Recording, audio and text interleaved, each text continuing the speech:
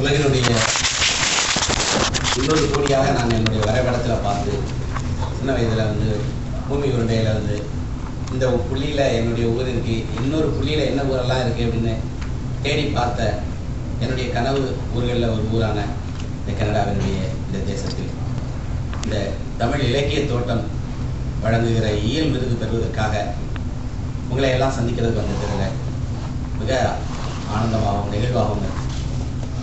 ஒரு எழுத்தாளனாக தொடர்ந்து ஒரு 25 ஆண்டு காலமாக எழுதிட்டு இருந்த போதும் என் மனதில் இன்னும் நான் ஒரு கிராமத்தில் இருக்கக்கூடிய ஒரு சிறுவன் பயத்தோடும் தயக்கத்தோடும் குழப்பத்தோடும் யாரோடு பேசுறது யாரோடு பேசக்கூடாதுன்னு தெரியாத ஒரு சிறுவனாகத்தான் நான் இன்னும் என்னை உணர்ந்துட்டே இருக்கேன்.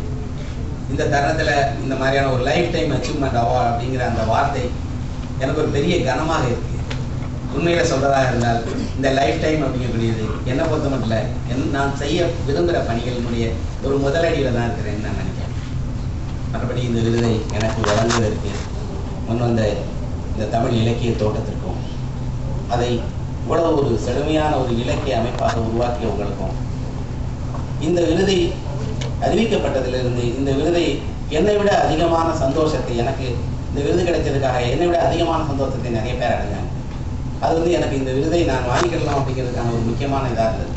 அவர்களுக்கும் எல்லாவற்றையும் விட எப்போதுமே நான் என்னுடைய எல்லா அங்கீகாரங்களுக்கும் காரணமாக இருக்கக்கூடிய என்னுடைய மொழிக்கும் என்னுடைய ஊருக்கும் என்னை உருவாக்கிய என்னுடைய பெற்றோர்களுக்கும் நான் எழுதுவதற்கு அதிலும் குறிப்பாக ஒரு முழு நேர எழுத்தாளனாக இயங்கி எழுதுவதற்கு எல்லா வகையிலும் துணையாக இருக்கக்கூடிய என்னுடைய பிள்ளைகள், என்னுடைய மனைவி, என்னுடைய நண்பர்கள், இன்னும் சொல்லப்போனால் முகம் தெரியாத ஏதோ ஒரு நாட்டில் இருந்து தன்னுடைய கைகளை இங்கிருந்து அந்த தேசத்து வரைக்கும் நீட்டி என் முதலையும் தட்டி கொடுத்துருக்கக்கூடிய எல்லா வாசகர்களுக்கும் நான் இந்த தருணத்தில் நெகிழ்வோட நன்றி தெரிவிச்சுக்கிறேன்.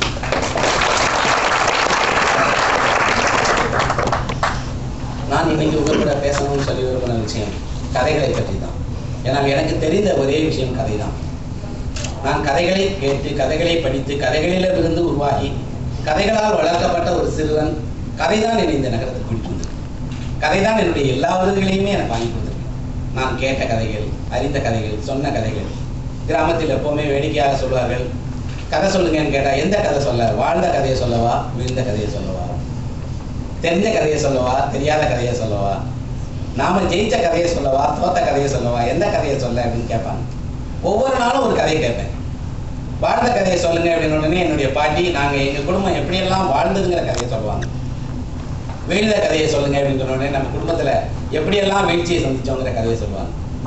எனக்கு என்னுடைய குடும்பத்திலிருந்து தொடங்கி என்னுடைய ஊரில் இருக்கக்கூடிய எல்லோருமே கதையை சொல்லிக் கொடுத்தாங்க. அவர்கள் சொல்லிக் கொடுத்த கதைகளை உள்வாங்கி கொண்டு அந்த கதைகளை நானாக கற்பனை பண்ணி எழுதி கேட்டு பகிர்ந்து நான் கதைகளுடைய ஊடாக வளர்க்கப்பட்ட ஒருத்தன் தான்.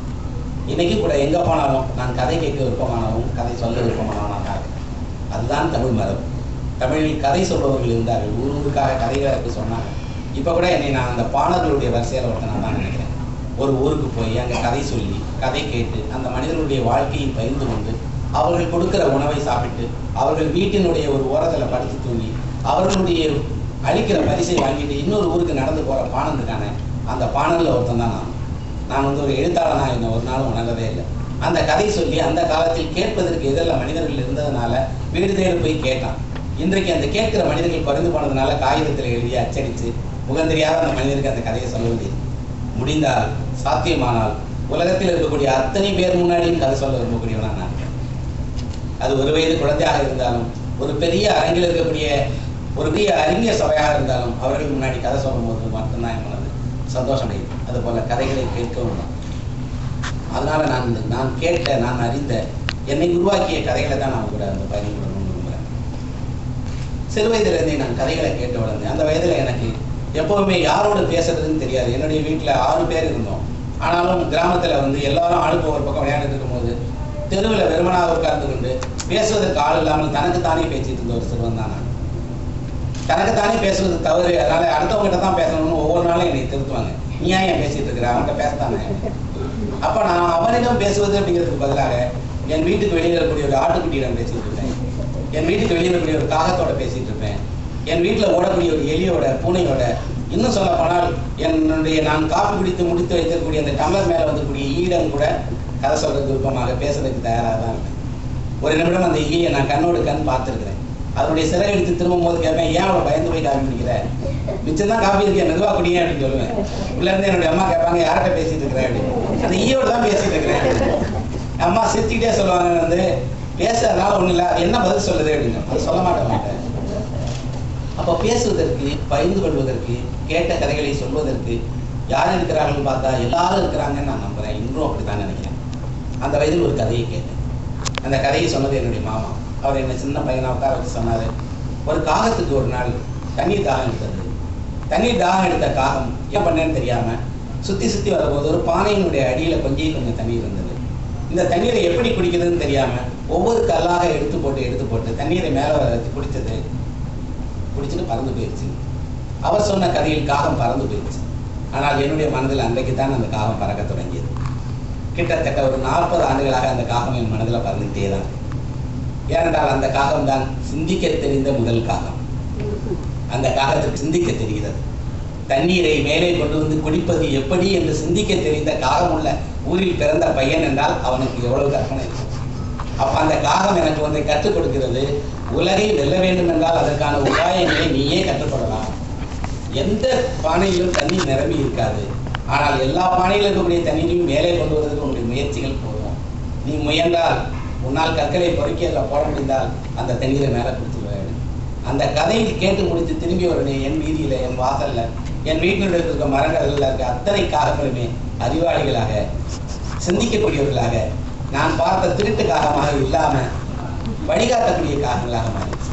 அன்னைக்குலேருந்து இன்னைக்கு வரைக்கும் நான் காகங்களை பார்க்கும்போதெல்லாம் பரவாசம் அடைஞ்சிட்டேன். இங்கே கூட நான் நேற்று இரவு வந்தபோது முத்துலிங்கம் அவர்கள்ட்ட கேட்டேன், கனடாவில் காகம் இருக்கா அப்படின்னு. அவர் சொன்னார் இருக்கு, ஆனால் எங்கள் ஊர் காக்கா இருக்கா அப்படின்னு கேட்டேன். இல்லை கனடா காக்கா. ஏன் அவரிடம் அந்த கேள்வியை கேட்டேன் என்றால், அவர் காகத்தை பற்றி மிக அற்புதமான ஒரு குறிப்பை தன்னுடைய சிறுகதை தொகுப்பினுடைய சமர்ப்பணமாக தெரிவித்திருக்கிறார். ஆப்பிரிக்காவில் ஒரு வேட்டைக்காரன் மரத்தில் அமர்ந்திருந்த ஒரு காகத்தை எந்த தயவுதாட்சணியமும் இல்லாமல் தன்னுடைய துப்பாக்கியை எடுத்து அந்த காகத்தை விட்டு வீழ்த்தினான். அது பாதியாக அறுபட்டு விழுந்தது. அந்த விழுந்த காகத்திற்கும் அதன் பிறக்காத குஞ்சுகளுக்கும் தான் தன்னுடைய சிறுகதை தொகுப்பை முத்துலிங்கம் அர்ப்பணம் செய்திருக்கிறார். அந்த பிறக்காத குஞ்சுகளுக்காக யாரெல்லாம் கவலைப்படுகிறார்களோ அவர்களெல்லாம் இருக்கிறார்கள். அந்த காகங்களுடைய வழியை பின்தொடர்ந்து யாரெல்லாம் போகிறார்களோ அவர்கள் எல்லாம் கற்பனை உள்ளவர்களாக இருக்கிறார்கள். இன்னும் சொல்ல போனால், நான் அந்த சிறு வயதில் துரத்தின அந்த காகம் என்னை எங்கெங்கேயோ என்னுடைய கனவு தேசத்தில் இட்டு போயிட்டேன். இன்னும் சொல்ல போனால் நிறைய நேரங்களில் நான் அதை பற்றி இன்னொரு மறுகதையை எழுதியிருக்கிறேன். கல்லை போட்டுக்கொண்டே இருந்த காகம் ஒரு கல்லை ஜாஸ்தியாக போட்ட உடனே பானை நிரம்பி தண்ணீர் விழிந்து தரையில் ஓட ஆரம்பிச்சோடனே காகத்திற்கு தரையில் ஓடுற தண்ணீரை என்ன செய்ய தெரியல அப்படின்னு கற்பனை எனக்கு தோணுது. ஆக கதைகள் தான் என்னை உருவாக்கியது. சிறு வயதிலிருந்தே நான் கேட்ட படித்த கதைகள் எல்லாம். அப்போ அதே இதில் என்னுடைய மாமாவை இன்னொரு கதையை, ஒரு நிஜ சம்பவம் என்ற ஒரு சம்பவத்தை சொன்னார். இன்றும் கூட என்னால் மறக்க முடியாத ஒரு சம்பவம் அது.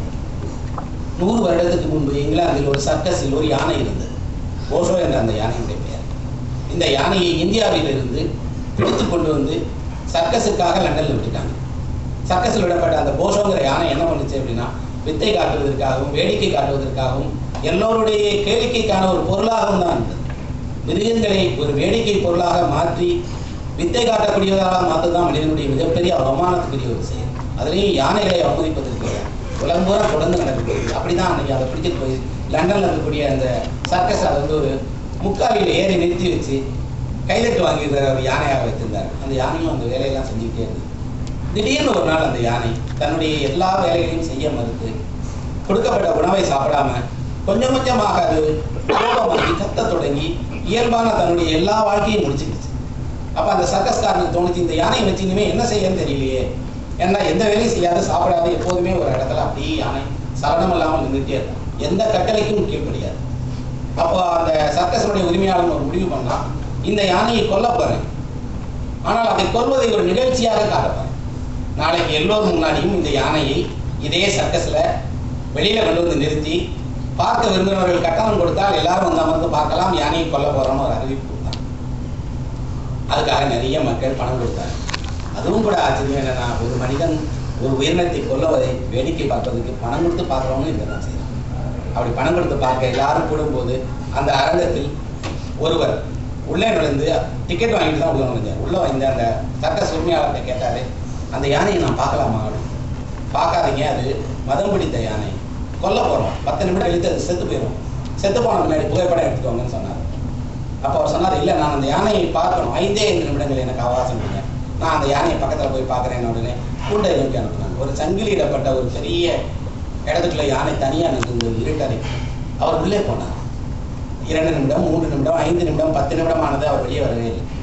10 நிமிடம் கழித்து அந்த யானை சாதாரணமாக நடந்து, அந்த கோபம் இல்லாமல் இயல்பாக இதுக்கு முன்னாடி எப்படி இருந்ததோ அதே போல வந்தது, முக்காலில் ஏறியது, விளையாட்டுகள்லாம் காட்டியது. சர்க்கஸ் உரிமையாளருக்கு புரியவே இல்லை, என்ன பண்ணுனேன், என்ன சொன்னாங்க யானைகிட்ட, எப்படி இந்த யானை இயல்புக்கு திரும்பியது அப்படின்னு சொன்ன உடனே அவர் சொன்னார், ஒன்றுமே இல்லை, இவ்வளவு நாட்களாக அந்த யானை ஒரு விஷயத்தை மறந்து போய் இருந்தது, அதற்காக இயங்கிக் கொண்டே இருந்தது, அந்த விஷயத்தை யானைக்கு நினைவுபடுத்தினேன், அதனால அந்த யானை இயல்புக்கு திரும்பிடுச்சு. என்ன அப்படி செய்தாள்? அந்த யானை இந்தியாவில் பிடித்து கொண்டு வரப்பட்ட யானை, அதற்கு இந்தியர்கள் பேசும் மொழி கேட்டே அது ஹிந்தி பேசுகிறேன் கேட்டு, அதுக்கு பக்கத்தில் போயிட்டு நான் ஹிந்தியில் 10 வார்த்தை, நான் இந்தியாவில் தான் வந்திருக்கேன், நான் பார்க்கறதுக்கு தான் வந்திருக்கிறேன், உனக்கு நான் பேசுறது புரியும்னு நினைக்கிறேன்னு சொன்னேன். அந்த யானை என்னுடைய மொழியை புரிந்து கொண்டு திரும்பி வந்துச்சு. தயவு செய்து யானையை கொள்ளாதீங்க, அந்த மொழி தெரிந்த ஒருவனை இந்த யானைக்கு துணையாக வைங்க, அது போதும்னு சொல்லுது.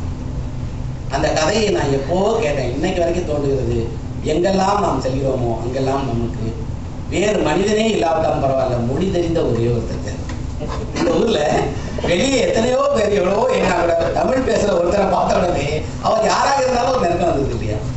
நாம் எங்கே போனாலும் நம்மை ஒன்றிணைப்பது நம்முடைய மொழி, நம்முடைய அடையாளம் நம்முடைய மொழி. அந்த மொழி அது ஒரு ஜீவனாக, அது பேச முடியாத ஒரு யானையாக இருந்தாலும் கூட அது தான் கேட்டு பழகிய நினைவுகளில் பதிந்திருக்கக்கூடிய மொழியை சாதாரணமாக மறந்துவிட்டது. அந்த மொழி அதுக்கு உயிரையே கொடுத்தது. போகும்போது அந்த சர்க்கஸ் உரிமையாளர் கேட்டாரு, எப்படி இவ்வளவு நுட்பமா ஒரு யானைக்கு என்ன பிரச்சனைன்னு கூட தெரிஞ்சுக்கிட்டு அதுக்கு போய் அதுக்குரிய மொழியை பேசி யானையை சரிப்படுத்தி கூட்டிட்டு வந்தீங்களே, நீங்க யாரு அப்படின்னு கேட்டப்ப அவர் ஒரு பேனாவை வாங்கி அந்த பேப்பர்ல கையெழுத்து போட்டு எழுதி கொடுத்தாரு. அவர் பேர் வந்து ருடியார்ட் கிப்ளிங் அப்படின்னு சொல்லப்படக்கூடிய பிரிட்டிஷோடைய மிகப்பெரிய எழுத்தாளர். அப்போ ஒரு எழுத்தாளன் இந்த சமூகத்துக்கு என்ன செய்ய முடியும் அப்படின்னா, மரணத்திற்காக காத்திருக்கக்கூடிய ஒரு யானையிடம் கூட அதனுடைய தாய்மொழிகளை பேசி அதை இயல்புலத்துக்கு திரும்ப வைக்க முடியும். என்ன சொல்வதாக இருந்தால், எங்கெல்லாம் மொழி மறக்கடிக்கப்படுகிறதோ, மொழிக்கும் இலக்கியத்திற்கும் அந்த மொழியையும் இலக்கியத்தையும் தன்னுடைய மூச்சாக கொண்ட மனிதர்களுக்கெல்லாம் பேரம் கிடைக்கிறது. அங்கெல்லாம் எழுத்தாளர்கள் தான் அறிந்த அந்த விஷயத்தை ரகசியமாக என்ன பேசினார் யாருக்கு தெரியும்? எனக்கு அந்த காட்சியை மனதில் இன்னைக்கு தோழிட்டே இருக்கு. யானையில என்ன சொல்லியிருப்பாரு, என்ன சொல்லி அந்த யானையை மயக்கி அந்த யானையினுடைய மௌனத்தை கலைச்சி பிடித்து வந்தாரு தெரியாது. ஆனால் எழுத்தாளர்களால் அது முடியும். ஏதோ ஒரு வகையில நான் நம்புறேன், அந்த எழுத்தாளர் அந்த யானையிடம் ஏதோ ஒரு கதையை, முதல் வரியை, ஒரு சொல்லை, ஒரு நினைவின் கூட்டு. இந்த கதை, இந்த சம்பவம் என் வாழ்க்கையில எல்லா நேரங்களிலும் நான் தனியா இருக்கிற போதெல்லாம் அந்த காட்சி நினைவிலேயே வந்துட்டே இருக்கு. திரும்ப திரும்ப உயிர் காப்பாற்றப்பட்ட ஒரு யானையும் அதுக்கு பின்னாடி இருக்கக்கூடிய ஒரு எழுத்தாளனுடைய பொறுப்புணர்ச்சியும் வந்துட்டே இருக்கு. கதைகள் வெறுமனா நம்ம கேட்டு மறந்து போறதுக்கான கதைகள் கிடையாது. கதைகள் தான் நம் ஞாபகத்தினுடைய ஒரு ஏற்று. இந்த உலகத்தில் இருக்கக்கூடிய அத்தனை கோடி மனிதர்களை விடவும் அதிகமாக கதைகள் இருக்கிறது. இந்த மொத்த மனிதர்கள் கேட்டாலும் கேட்டு தீர முடியாத அளவுக்கு கதைகள் இருக்கிறது. எதுக்கு மனிதர்களுக்கு இவ்வளவு கதைகள்? உண்மையான கதைகள் அல்ல அவை, அவையெல்லாம் நம்முடைய நினைவுகள். என்னுடைய அப்பாவை பற்றி, என்னுடைய தாத்தாவை பற்றி, என்னுடைய ஊரை பற்றி, ஊரில் இருக்கக்கூடிய ஒரு மரத்தை பற்றி, அங்கே இருக்க இறந்தவர்களை பற்றி, இப்படி சொல்லிக்கிட்டே போறதுக்கு எல்லோருக்குமே நூற்றுக்கணக்கான கதைகள் இருக்கு. ஏனென்றால் நம் நினைவு மறதி என்ற ஒரு நோயால் கொஞ்சம் கொஞ்சமாக அடிக்கப்பட்டே வரும். மறதியிலிருந்து நினைவை காப்பாற்றுவதற்கு ஒரே ஒரு வழிதான் இருக்கிறது, அதுதான் கதை. ஒரு நினைவு கதையாகிவிட்டால் அதற்கு பிறகு அதுக்கு மறதியே கிடையாது. அது வாழ்நாள் முழுவதும் அது கதையாக தனக்குன்னு ஒரு ஒளியை வீசிக்கொண்டு அந்த கதை இருந்துகிட்டே இருக்கு. எத்தனையோ பேர் கதாபாத்திரங்களாக ஆனதாலேயே அந்த கதை உலகத்தில் இருந்துகிட்டே இருக்காங்க. உலகத்தில் நான் இதுவரைக்கும் சிந்துபாத்தை பார்த்ததே கிடையாது, ஆனால் கதை வழியாக சிந்துபாத்தை கதைகள் இருந்துகிட்டே இருக்காங்க. இப்படி நாம் பார்த்தறியாத எத்தனையோ ஜீவராசிகளும் மனிதர்களும் கதைகள் வழியாக இருக்கிறாங்கன்னா நம் நினைவுகள் தான் கதைகளாக மாறிட்டே இருக்கும். நாம் தான் கதைகளாக மாறிட்டே இருக்கோம். நம் வாழ்க்கை தான் கதைகளாக மாறிட்டே இருக்கும். என்னுடைய வாழ்க்கையை பற்றி ஒரு 1000 பக்கம் எழுதுவதை விட ஒரே ஒரு கதையை சொல்லி நான் என் பிள்ளைகள் கதை எழுதுவேன். ஆக கதைகள் என்பது வெறுமனாக பொழுதுபோக்குக்காக சொல்லப்படக்கூடிய விஷயம் அல்ல. அவை நம் பண்பாட்டினுடைய நினைவுகள். தனி மனிதனுக்கு நினைவுகள் இருப்பது போல இந்த சமூகத்துக்கும் நினைவுகள். இந்த ஊருக்கும் நினைவு இருக்குது. இன்றைக்கு நான் ஒரு ஏரிக்கு போனேன். அந்த ஏரிக்கு போய் நின்று உள்ள அந்த ஏரியில் நான் ஒரு கல்லை எடுத்து அந்த ஏரியில் போட்டேன். நண்பர் கேட்டார், என்ன செய்கிறீங்க அப்படின்னு. இங்கே இருக்கிற ஒரு பொருளை எடுத்து நான் இந்த கல்லை போட்டேன். இனி எத்தனை நூற்றாண்டுகள் கழிச்சு அதை திரும்பி கரைக்கிறோம் யாருக்கு தெரியும். நான் செய்த ஒரு சின்ன வேலை, இங்கே இருக்கிற கல்லை எடுத்து அந்த தண்ணிக்குள்ள போட்டோம் தான். அது தற்செயலான ஒரு சாதாரண நிகழ்ச்சி தான். ஆனால் உலகத்தில் ஒரு கல் இன்னொரு இடத்துக்கு நடந்துச்சுன்னா திருப்பி என்னைக்கு கரைக்கிறோம். இன்னொன்று, நான் இங்கே வந்தேங்கிற நினைவாக தண்ணிக்குள்ள ஒரு கல்லை போட்டு அந்த கல் இருக்கிற வரைக்கும் என்னுடைய நினைவுகள் இருக்கும். ஏனென்றால் எந்த தண்ணீராலையும் கல்லை கறக்கவே முடியாது. ஆக நான் ஒரு செயலை செய்யும் போது மொழி இல்லாமலே செய்ய முடிகிற தருணம் இருக்கு. மொழியே பயன்படுத்தப்படாமல் என்னுடைய இருப்பை நான் வந்து அங்கே உணர்த்த முடியுது. இந்த மொழி தேவைப்படக்கூடிய இருப்பு எங்க வருது அப்படின்னா, நினைவுகளை நாம சேகரம் பண்ணி பாதுகாத்து வைக்கணும்னு ஏன் நினைக்கிறோம்னா, அது எனக்கு நடந்தது மட்டுமல்ல, இந்த உலகிற்கு சொல்ல வேண்டியது. பைபிள் வாசித்தவர்களுக்கெல்லாம் ஒரு அத்தியாயம் ஞாபகம் இருக்கும். பைபிளில் லோத் என்ற ஒருவர் இருக்கிறார். சோடம் என்ற ஒரு நகரம் இருந்தது. அந்த சோடம் என்ற நகரத்தை அழிப்பது என்று கடவுள் முடிவு செய்து அந்த நகரத்தை அழிக்கும் போது சோடம் நகரத்தை விட்டு லோத்தையும் லோத்தனுடைய மனைவியும் குடும்பத்தையும் வெளியேறி போக சொன்னார். எல்லாருமே வெளியேறி போனாங்க. வெளியேறி போகும்போது லோத் கடவுள் ஒரு கட்டளை இட்டார், யாருமே ஊரை விட்டு போகிறவர்கள் திரும்பி பார்க்காதீங்க, யார் திரும்பி பார்த்தாலும் உப்பு பாறையாக மாறிடுவீங்க, அதனால திரும்பி பார்க்காதீங்கன்னு சொன்னாங்க. லோத்தனுடைய மனைவியும் பிள்ளைகளும் அந்த ஊரை விட்டு வெளியேறி போனாங்க. போயிட்டு இருக்கும்போது ஒரு குறிப்பிட்ட இடத்துல நின்றுட்டு லோத்துடைய மனைவி திரும்பி பார்க்க விரும்பினான். திரும்பி பார்க்க ஏன் விரும்பினான்னா, தான் பிறந்த ஊரை, தன்னுடைய பிள்ளைகள் பிறந்த ஊரை, எந்த ஊர்ல திருமணம் பண்ணிக்கிட்டோமோ அந்த ஊரை, ஒவ்வொரு நாளாக எண்ணி எண்ணி செலவழித்த அந்த ஊரை இனிமேல் பார்க்கவே முடியாது என்றால் கடைசி அவரை பார்க்கக்கூடாதா இருந்தது. ஒரு சனம் தான், ஒரே ஒரு நிமிடம் தான் அவர் திரும்பி பார்த்தார். அப்படி உப்பு பாறையா மாறிட்டார். இன்றைக்கும் கூட ஜெருசலம் நகரத்துல அந்த உப்பு பாறை இருக்கு. அந்த உப்பு பாறை ஒரு பெரிய கல்லாக இருக்கு. அந்த பாறையாக இருப்பவள் தான் லோத்தினுடைய மனைவின்னு சொல்றாங்க. இது லோத்துக்கு நடந்ததா, உண்மையா, அது ஒரு கட்டுக்கதையா எனக்கு தெரியாது.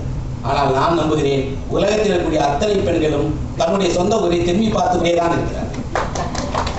அவர் தன்னுடைய சொந்த ஊரை, இழந்த வாழ்க்கையை, எதையெல்லாம் விட்டு வந்தார்களோ அதை திரும்பி பார்த்துட்டே தான். லோத்தினுடைய மனைவிகள் தான் நம்ம எல்லாருமே. ஏனென்றால் அந்த ஒரு சனத்துக்காக நம்முடைய வாழ்க்கையை அர்ப்பணிக்கலாம் தானே.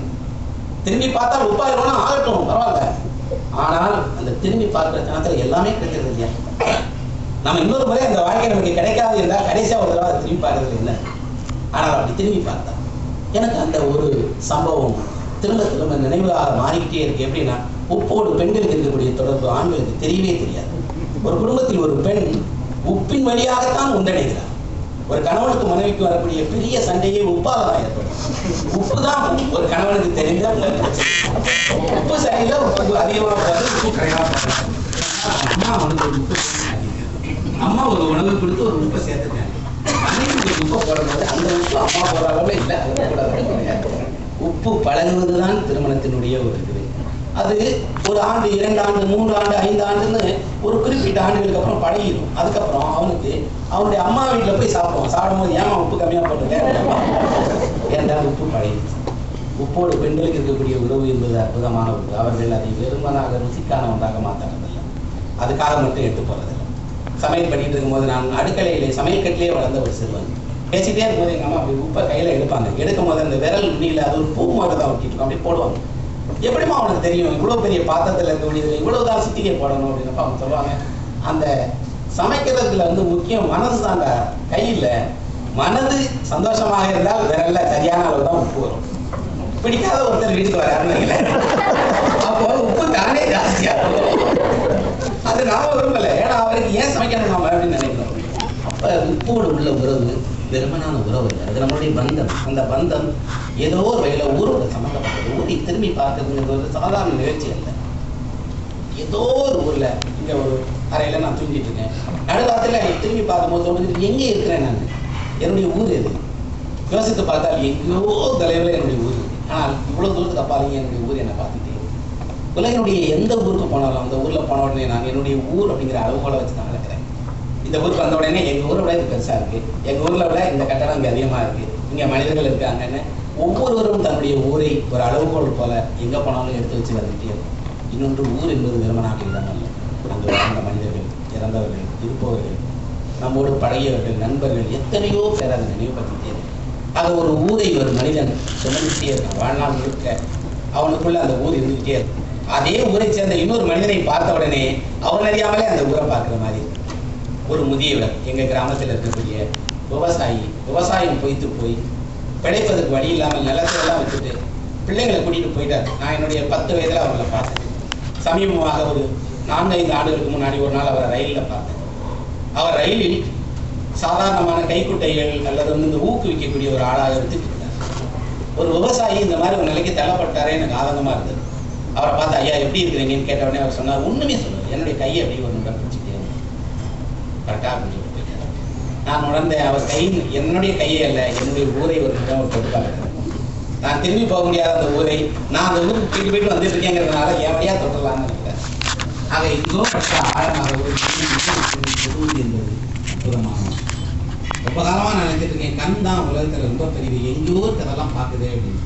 கண்ணால் தொட முடிந்த ஒன்றை கையால் தொட முடிந்தது இல்லையேன்னு ஆதரப்பட்டேன்.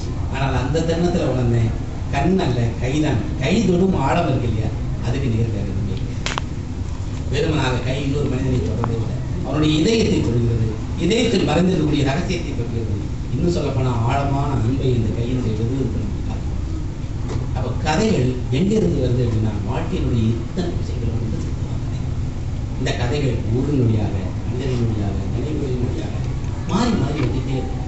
ஒரு திரைப்படத்தில் ஒரு வசனம் வந்து ஒரு அப்பா பையனை பார்த்து சொன்னாங்க, நிறைய கதைகளை உனக்கு சொல்லி சொல்லி சொல்லி வளர்த்தேன்.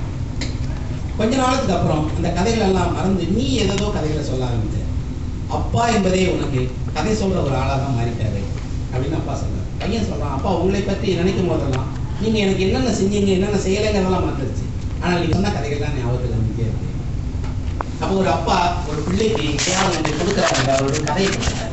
என்னுடைய அப்பா எனக்கு கொடுத்துருக்காரு, நான் என் பிள்ளைகளை கொடுத்துருக்கேன், யார் யார் கொடுத்துட்டே இருக்கிறாங்க. அப்போ அடிப்படையில் நாம் கதைகளை பரிமாறிக்கிட்டே இருக்கும், முடிவில்லாமல் பரிமாறிக்கிட்டே இருக்கும். எத்தனை கதைகள் இருக்கு உலகத்தில் சொல்ல முடியுமா? நான் ஒரு முறை இதுதான் என்னுடைய டாக்டர் பட்டம் பெறுவதற்கான ஆய்வாக எடுத்து செய்தேன். எவ்வளவு கதைகள் இருக்கு, எவ்வளவு மாதிரிகள் இருக்குங்கிறது. அப்போ எனக்கு ஒரு கதையினுடைய ஒரு வரி படிச்சுட்டு இருக்கும்போது ரொம்ப ஆச்சரியமா இருந்தது. இதுக்கு நிகராக என்ன மொழியில் அது ஒரு கதை இருக்கா அப்படின்னு தெரிஞ்சேன். மிக குறைவான சொற்களில் ஒரு வாக்கியத்தில் எந்தெந்த மொழிகள் எல்லாம் கதை இருக்கோ அந்த மொழியெல்லாம் கதை சொல்றதுல திறமையானவர்கள் இருந்திருக்காங்கன்னு அர்த்தம். அப்படி பார்த்தா தமிழில் ஒரு கதை இருக்கு, ஒரே ஒரு வரிதான் கதை. அந்த கதைக்கு நிகரான கதையை நான் உலகத்தில் இது வரைக்கும் வாசிக்கவே இல்லை. அந்த கதை என்னன்னா, ஒரு ஊர்ல ஒரு நரி, அதோட கதை சரி. ஒரு ஊர்ல ஒரு நரி என்று சொல்லப்படக்கூடிய அந்த ஒரு வாசகத்திலேயே ஒரு கதை. அப்புறம் அந்த நரி என்ன பண்ணிச்சு, அதை கேட்பவர்கள் முடிவு பண்ணிக்கிறாங்க. அப்போ ஒரு வாசகனை, கேட்பவனை எழுத்தாளருக்கு இணையானவனாக மாத்திர ஒரு சமூகம். நம்முடைய கதை மரபில் கேட்பவர்கள் முட்டாள்கள் இல்லை, அவர்கள் நம்மை விட புத்திசாலிகள், நம்மை விட அறிவாளிகள், நம்மை விட கற்பனை நயமிக்கவர்கள். அவர்களுக்கு தெரியும் ஒரு ஊர்ல ஒரு நரின்றனாலே மிச்சம் அந்த நரி என்ன செஞ்சிச்சு, யாரை ஏமாந்துச்சு, ஏன் ஏமாந்துச்சு, அவர்களாக கதையை சொல்லுவாங்க. அத்தோடு கதை சரி. இதை பற்றி ஒரு நண்பரோட பேசிட்டு போது அவர் ஒரு சம்பவம் சொன்னார். மொழி இல்லாமலே ஒரு விஷயம் நடந்துச்சு, நான் அதை சொல்றேன். என்ன அப்படின்னா, ஒரு பௌத்த மதத்துறவி ஒரு மடாலயத்திலிருந்து கிளம்பி பயணம் போயிட்டு இருக்கும்போது வழியில் தங்குவதற்காக ஒரு இடத்துக்கு போனார். அவர் போற இடத்தில் தங்குற சத்திரத்துல நிறைய பேர் தங்கி இருந்ததுனால இடம் இல்லை. ஆனால் இவர் தங்குவதற்கு இடம் வேணும்னு கேட்ட உடனே அந்த சத்திரத்தினுடைய அதிகாரி என்ன செய்தார்னா, ஒரு கோப்பையில் பாலை எடுத்து கொண்டு வந்து அவர் முன்னாடி காட்டினான். அவர் பார்த்துட்டே இருந்தார். சீடர்கள் கேட்டாங்க, அரை கோப்பை இந்த தொழில் வந்து உடனே ஒரு நிமிஷம் ஒன்னால உள்ள எடுத்து போயிட்டான் பாலை. திரும்பி வெளியே வந்து உள்ள அரை ஒதுக்கிட்டோம் போங்க இருந்தான். இப்போ அவர் கேட்க சீடர்கள்லாம் கேட்டாங்க, என்ன பண்ணுனீங்க? அவன் பால் காட்டினான், நீங்கள் அதில் ஒரு இலையை போட்டீங்க, என்ன நினைக்கிறப்பா? துறை சொல்கிறாரு, அறைகளெல்லாம் பூர்த்தி ஆயிடுச்சு, உங்களுக்கு அறை கொடுக்க முடியாது அப்படிங்கிறத காட்டுறதுக்கு தான் அவன் கோப்பையில் பாலை நிரப்பி கொண்டு வந்தான். இன்னொன்று, அந்த பாலை ஏன் நிரப்பினா அப்படின்னா, அந்த அறையில் தங்கியிருக்கவங்கலாம் பிடிச்சவங்க நிறையா பிடிச்சிட்டு தங்கியிருக்கிறாங்க, அதனால அங்கே உங்களுக்கு அறை வேண்டான்னு.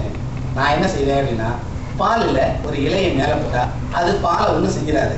அதே நேரத்தில் ஒரு இலை ஒதுங்கிறது கூட இடம் இல்லாமல் இடம் இருக்கும், அதனால நான் ஒரு இலையவு தான் செய்வேன், அதனால எனக்கு இடம் கொடுங்கன்னு சொன்னேன், இடம் கொடுத்தாரு அப்படின்னு சொல்லிட்டு அவர் நண்பர் சொன்னார்.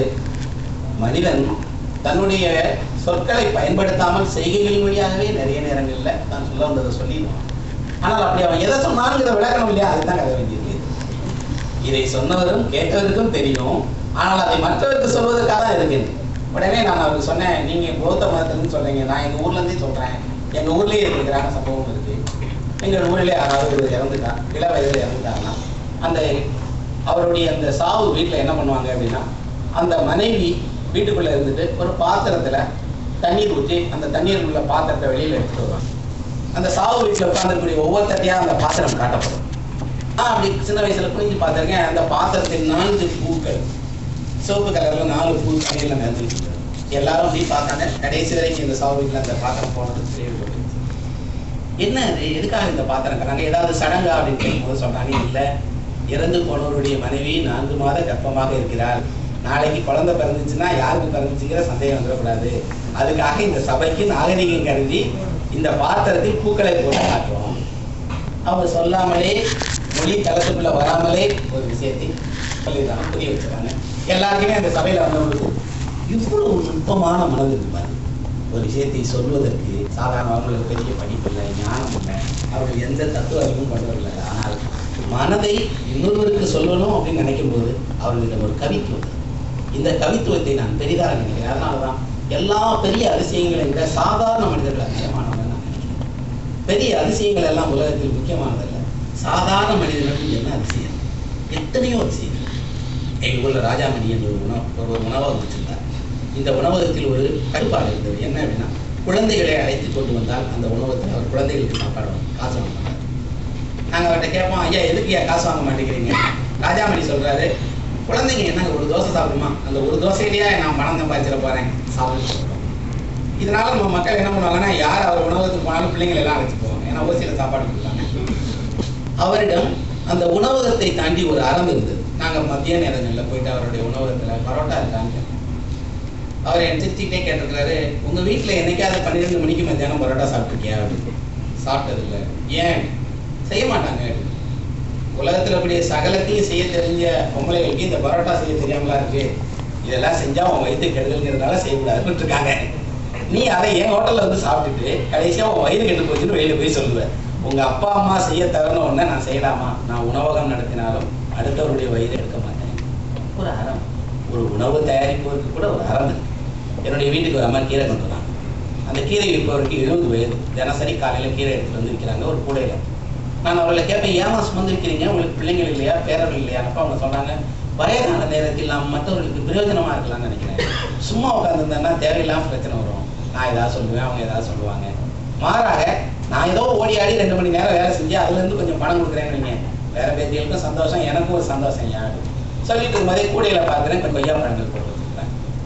கீரை விற்கிறத தவிர கொய்யா பழமும் விற்கிறீங்களான்னு கேட்க வரேன். இப்போ கேட்க வர்றதுக்கு முன்னாடி என் பையன் என் வீட்டிலேருந்து ஓடி வந்து கீரைக்கார மாட்டேன் கோடிக்குள்ள எட்டி பார்க்குறான். அந்த அம்மா இருன்னு சொல்லிட்டு அந்த பழத்தை கட் பண்ணி கொய்யா பழத்தை என் பையனுக்கு கொடுத்துட்டு சொன்னாங்க, நான் கீரை விற்கிற போகிற எல்லா வீட்லேயும் குழந்தைகள் இருக்கேன் ஐயா, இப்படி ஆசையாக யாராவது குழந்தை ஓடி வந்து பார்த்து ஏமாந்து போயிடக்கூடாது இல்லை, அதுக்காக கொய்யா பழத்தை சும்மா வாங்கி வச்சிருக்கேன், கேட்கறதுக்கு வசூலில் கொடுப்பேன்.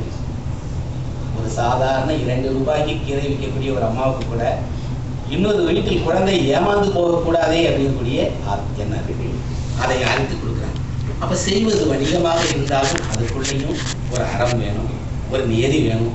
இன்னும் சொல்லப்போனால் அடுத்தவரை மதிக்கவும் அவருக்கு தன்னால் முடிந்ததை செய்யவும் வேணும். இதையெல்லாம் அவர்கள் எங்கிருந்து கற்றுக்கிட்டாங்க? எல்லாவற்றையும் அவர்களுக்கு வாழ்க்கை தான் கற்றுக்கிட்டாங்க. வாழ்க்கை தான் அவர்களுக்கு எல்லா பாடங்களையுமே கற்றுக் கொடுத்தது. இந்த பாடங்களிலிருந்து கற்றுக்கொண்டதைத்தான் அவர்கள் கதையாக சொன்னாங்க. இந்த பாடங்களைத்தான் அவர்கள் கதைகளாக மாற்றி பிள்ளைங்களுக்கு சொல்ல வராங்க. பிள்ளைங்களுக்கு பிடிக்கிறது. இன்று எந்த குழந்தைகளுக்கும் கதை சொல்றது காரணம் கூட கேட்க பிடிக்கிறது. என்றால் குழந்தைகளே கற்பனை உள்ளவங்களா தான் இருக்கிறாங்க. நம்ம குழந்தைகளிடம் கதை சொன்னால் குழந்தைகள் வந்து நீ சொல்றதை என்ன, நான் சொல்றதை கேளு அப்படிங்கிறாங்க. நமக்கு குழந்தைகளிடம் இருந்து கதை கேட்க பிடிக்கல. ஏனென்றால் அவங்க சொல்லி நம்ம கேட்கறது. ஆனால் கதைகளுடைய உலகம் எல்லையற்றது, முடிவில்லாமல் போயிட்டே இருக்கு. மகத்தான எவ்வளவோ பரிசொல்லிகள் தமிழ்ல இருந்திருக்காங்க. பேராசை மிக்க மிகப்பெரிய கதைகளை சொன்ன கலைஞர்கள் இருக்காங்க. புதுமைப்பித்தன்லேருந்து தொடங்கி சமகாலத்தில் இன்று விருது வாங்கிய எழுத்தாளர்கள் வரைக்கும் இந்த கதை வரவு ஒரு மிக நீண்ட அவ்வளவு கதைகள் சொல்லப்பட்டோம். முழுமையாக மனித வாழ்க்கை சொல்லப்பட்டுச்சா அப்படின்னு சொல்லப்படவே இல்லை. சொல்லப்படாத எண்ணிக்கையற்ற சம்பவங்கள் கதை நினைக்கும் போதெல்லாம் மனதில் இன்னும் சொல்லலையேன்னு பிடிச்சிட்டே ஒரு சம்பவத்தை பாதித்தார். ரஷ்யாவில் ஒரு எழுத்தாளர் எழுதியிருந்தார், லெர்மன் தேவரின் அந்த எழுத்தாளருடைய பெயர். அவர் ஒரு இராணுவத்தில் பணியாற்றுகிற அதிகாரியாக இருக்கும்போது ஒரு நாள் அவருடைய மாமா ஊர்லேருந்து அவரை பார்க்க வந்த மாமா பக்கத்தில் அது இராணுவ முகாமில் இருந்த லெர்மன் தேவை பார்க்கறதுக்காக முன்னாடி உட்காந்துருக்காரு. உள்ளே இருந்து கொஞ்ச நேரம் இருக்கேன், அலுவலகத்தை முடிச்சுட்டு வரேன். அவசரத்தில் மாமா எதுக்கு உட்கார்ந்துருந்தாருன்னு தெரிஞ்சுக்கிறாமலே அவர் தன்னுடைய அடுத்த பணியை பார்ப்பதற்காக பின்வாசல் வழியாக காரில் அன்று இரவு மறந்துட்டார். அடுத்த நாள் காலையில் கேட்குறாரு, ஐயோ மாமா வந்து ஆஃபீஸில் உட்காந்துருந்தாரு, அவரை மறந்து பின்னா வேலைக்கு போயிட்டேன், என்னாச்சுன்னு தெரிஞ்சுக்கலாமே அலுவலகத்துக்கு ஃபோன் பண்ணி எங்கள் மாமா வந்தாரு என்னாச்சுன்னு கேட்குறாரு. உங்கள் மாமா இரவுலாம் காத்திருந்தாங்க, காலையில் ஊருக்கு போயிட்டாங்க. சரி நம்ம ஊரில் போய் எதுக்கு வந்தாருன்னு தெரிஞ்சுக்கலான்னு சொல்லிட்டு 2 மாதங்களுக்கு அப்பால் அவர் பயணம் பண்ணி தன்னுடைய மாமாவை பார்க்கறதுக்கு ஊருக்கு போகிறார். ஊரில் போனால் ஒரு செய்தி அவருக்காக காத்துட்டு இருக்கு. உங்களை பார்க்க வந்த அன்னைக்கு தான் உங்கள் மாமா கடைசியாக வாழ்ந்தார், மறுநாள் இறந்துட்டார். இப்போ இவர் சொல்றாரு, எதை சொல்வதற்காக என்னுடைய மாமா என்னை பார்க்க வந்தார்? அவர் சொல்லாமல் போன விஷயம் என்ன? நம் வீட்டில் இருக்கக்கூடிய ஒவ்வொருவரும் இதே போல ஒரு பெயரம் இருக்கு. கணவன் மனைவியிடம் தெரியாத, பிள்ளைகள் நமக்கு சொல்லாத, நம்முடைய அப்பா அம்மாக்கள் நமக்கு சொல்லாத, நாம் நம்ம அப்பா அம்மாக்களுக்கு சொல்லாத ஏதோ ஒரு செய்தி நமக்கு தெரிஞ்சுக்கிட்டே கேட்கவே இல்லை. அது கேட்கறதுக்கு நம்ம மனசும் இல்லை, நேரமும் இல்லை. கேட்கலாம்னு நம்ம தெரிஞ்சுக்கிற நேரத்தில் அவங்க இல்லை. அப்போ நம்ம கூட இருக்கக்கூடிய மனிதர்களை வாழ்க்கை முழுக்கவுமே பக்கத்திலே வச்சுட்டே புரியாமலே இருந்துட்டே இருக்கோம், நேரம் இருக்காமல் இருந்துட்டே இருக்கோம், அவர்களோட செவிசாய்க்காமலே இருந்துட்டு இருக்கோம். ஆனால் நீங்கள் தவறவிடக்கூடிய அந்த மனித உணர்ச்சி என்பது திரும்ப கிடைக்காத ஒரு பெரிய விஷயம் இல்லையா? அதனால தான் தமிழ் இலக்கியம் அல்ல, எல்லா இலக்கியங்களுக்கும் பிரிவை தான் திரும்ப எழுதிட்டேன். நான் ஒரு எழுத்தாளனாக எனக்கு ஏதாவது ஒரு கச்சா பொருள் இருக்குது என்று கேட்டால் பிரிவை பற்றி பேசுவதுதான், பிரிவை எழுதுவதுதான், துயரத்தை சொல்வதுதான். ஏன்னா இவ்வளவு ஆண்டு காலம் எழுதினாங்க பிரிவு தீர்க்கவே முடியாது. ஏனென்றால் ஒருவன் வீட்டிலிருந்து வெளியேறுவது பற்றி இலக்கியம் எழுதுறதே இல்லை, வீடு திரும்புறதை பற்றி தான் எழுதுது. ஏனென்றால் வீட்டிலிருந்து வெளியேறி போகிறது எளிமையானது, திரும்ப வீட்டுக்கு போகிறது எளிமையானது கிடையாது. எல்லா வீட்டிலிருந்து வெளியேறியவர்களும் திரும்ப வீட்டுக்கு போய் சேர்ந்துடலாம். ஏதேதோ ஊர்களில், ஏதேதோ இடங்களில், ஏதேதோ வாழ்க்கையில் அங்கங்கே தங்கி ஒரு திட்டுகளை போல பறவைகள் வெவ்வேறு கூட்டில் அமர்ந்திருக்கிறத போல எங்கேயோ தான் இருந்துகிட்டே இருக்கிறாங்க. ஆனால் ஒவ்வொரு குடும்பமும் அந்த வீட்டிலிருந்து பிரிந்து போனவர்களை பற்றி நினைச்சுட்டே இருக்கும். எப்போ வருவாங்க, எப்போ திரும்பி வருவாங்க? அதனால தான் நம்ம ஒன்று கூடுகிறோம். நல்ல நேரங்களில், தீபாவளியில், பண்டிகையில், பொங்கலில் ஒன்று கூடுகிறோம். ஒன்று கூடுகிற நேரத்தில் எல்லாம் நம்மளால் நம்முடைய அழுகையை கட்டுப்படுத்த முடியாது என்பதற்காகத்தான் உணவாக மாற்றினோம்.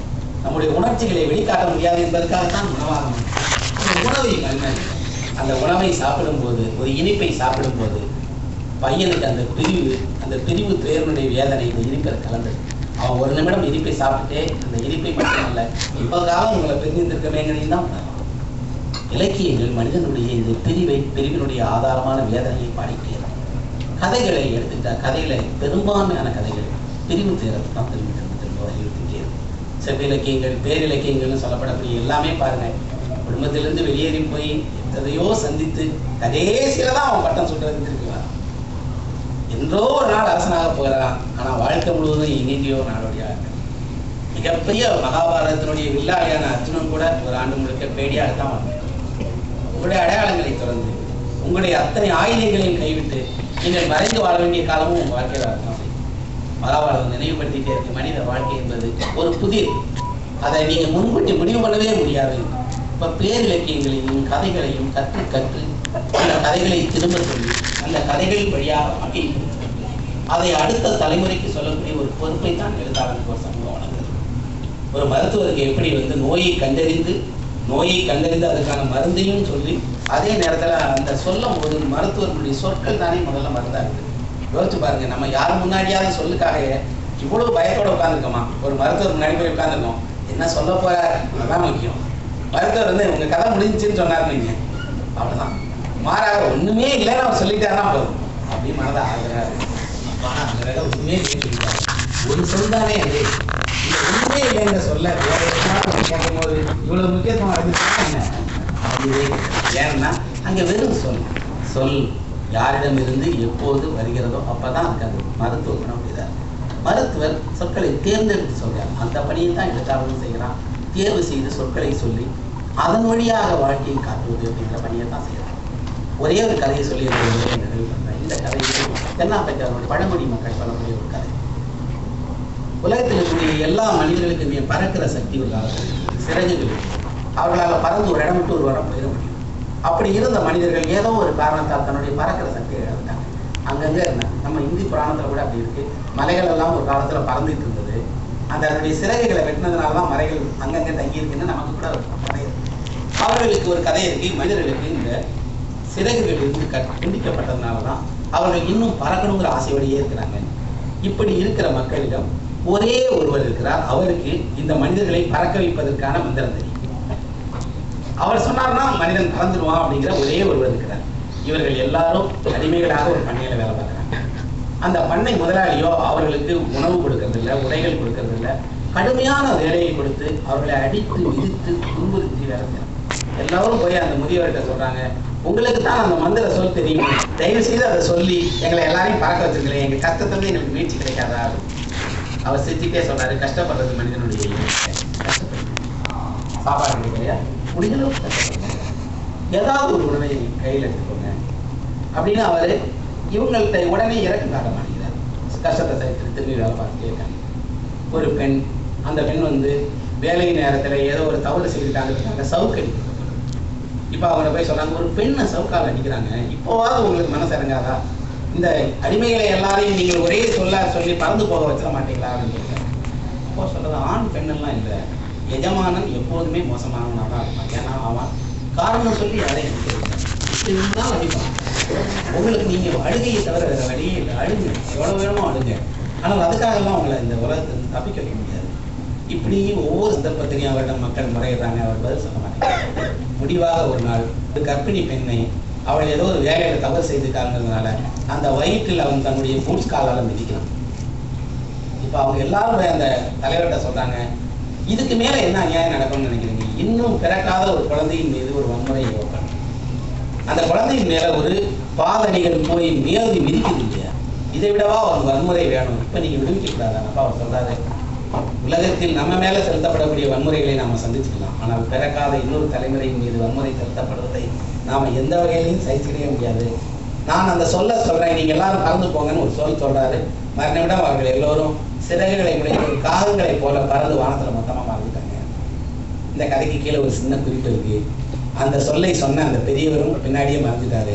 ஆனால் இன்றைக்கு வரைக்கும் உலகத்தில் இருக்கக்கூடிய அத்தனை எழுத்தாளர்களும் அந்த சொல்லைத்தான் தேடி அலைஞ்சிட்டே இருக்காங்க. எல்லா எழுத்தாளர்களும் அந்த ஒரு சொல் கிடைத்தால் போதும் மொத்த மனிதர்களையுமே இந்த செயலிலிருந்து விடுவித்து பறக்க வைத்து ஒரு பறவையை போல திருமண இடத்துக்கெல்லாம் போக வைக்க முடியுமாங்கிற அந்த மந்திர சொல்லைத்தான் தேடிட்டே இருக்காங்க. ஆனால் அந்த பெரியவர் சொன்ன ஒரு உண்மைதான் இருக்கு, என்னன்னா எப்போதெல்லாம் வன்முறை உச்சத்தை அடைகிறதோ அப்போல்லாம் ஒரு எழுத்தாளனுடைய குரல், அவன் என்ன சொல்லுவான்னு தெரியாது, அது மந்திர சொல்லாக மாறும். அந்த மந்திர சொல் அந்த மனிதர்களை எல்லாம் பிடிக்கத்தான் செய்யும். இதுவரைக்கும் உலகம் காட்டிய உண்மையதான். நம்மை வழி நடத்தின பல சொற்கள் மந்திர சொற்களாகத்தான். ஒரே ஒரு கடையில் ஒரு சம்பவத்தை சொல்லி முடிக்கிறேன். எனக்கு விருப்பமான, நான் எழுத்தாளனாக இல்லை, ஒரு பயணியாக உருவாவதற்கு ஒரு பெரிய எழுத்தாளர் காரணமாக இருந்தார். அவர் பெயர் ராகுல் சாமி. ராகுல்ஜி என்று சொல்லப்படக்கூடியவர். ஊர் சுற்றி புராணம்னு ஒரு புத்தகம் எழுதினார். இந்த ராகுல்ஜி 32 மொழிகள் பேசுகிறார். உலகம் முழுவதும் சுற்றி பௌத்த மதத்தில் போய் பௌத்த மதனுடைய ஞானியாக இருந்தவர். ரஷ்ய பல்கலைக்கழகத்தில் பேராசிரியராக இருந்தவர். உலகினுடைய மிக விரல் விட்டு எண்ணக்கூடிய ஞானிகள் ஒருத்தர் போற்றப்பட்ட அவர். அவ்வளவு மொழி தெரிந்தவர். ரஷ்யாவில் போய் வாழ்ந்த காலத்தில் ஒரு ரஷ்ய பெண்ணை திருமணம் செய்திருந்தார். பிள்ளைகளோட இருந்தார். சில ஆண்டுகள் கூட ஊர் வந்தார். அந்த அம்மாவும் பிள்ளையும் இருந்தார். இப்படி இருந்த ஒரு மனிதனுக்கு தன்னுடைய கடைசி 69வது வயதுல அவர் இருக்கிறார். அவருடைய நினைவாற்றல் முக்கியமாக யாராவது எது வந்திருந்தீங்கன்னா யாருமே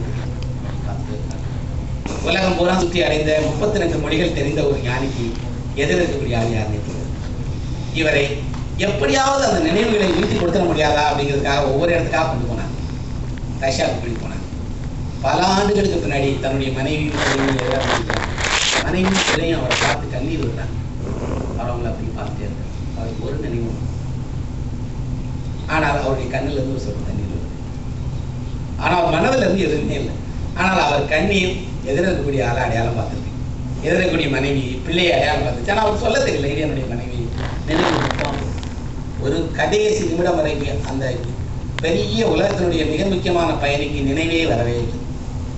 நினைவே இல்லாமல் வெறும் ஒரு வெற்று பலகையை போல தன்னுடைய வாழ்க்கையை முடிச்சிட்டார். நான் அவருடைய வாழ்க்கை வரலாறு படிக்கும் போதெல்லாம் தோன்றுகிறது, மனித துயரத்தில் மிக முக்கியமானது அவர் தன்னுடைய நினைவை இழக்கிறது இல்லையா? யோசிச்சு பாருங்க, நீங்க உங்களுக்கு யாரை விருப்பமாக வாழ்க்கையை நினைக்கிறீங்களோ அவரை பற்றி நினைவுகளை இழந்து வாழ்வது எவ்வளவு முக்கிய துயரம். என் உரையுடைய முதல்ல சொன்ன மாதிரியே நினைவுகளை காப்பாற்றுவோம், நினைவுகள் அழிந்து போகாமல் சேமிக்கவும், நினைவுகளை ஏதோ ஒரு விதத்தில் துவக்கவும் நமக்கு கதைகள் தரும். ராகுல்ஜியினுடைய மொத்த வாழ்க்கையும் ராகுல்ஜியுடைய எழுத்துக்குள்ள இருக்கு. ஆனால் அவருடைய நினைவு போயிடுச்சு. அவருடைய மனைவிக்கு யாருக்கும் தெரியலையே, பிள்ளைக்கு யாருக்கும் தெரியலையே.